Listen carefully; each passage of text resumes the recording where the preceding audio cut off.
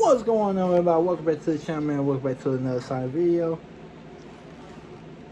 Mountain Dew came out with 3 brand new flavors. I guess I want to say it's a red, white, and blue 4th of July American thing going on. But yeah.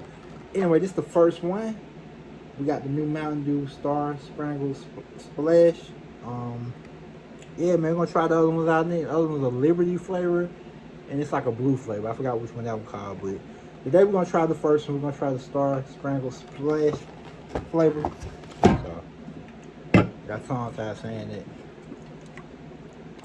Let's try this out.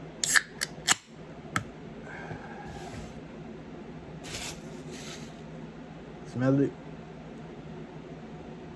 See what it tastes like.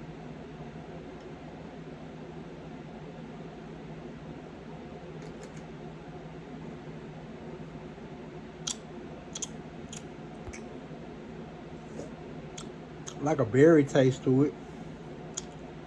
I'm definitely getting like a berry taste to it. Yeah.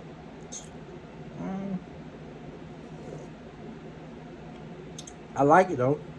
It's pretty good. Definitely refreshing. Lots of flavor to it.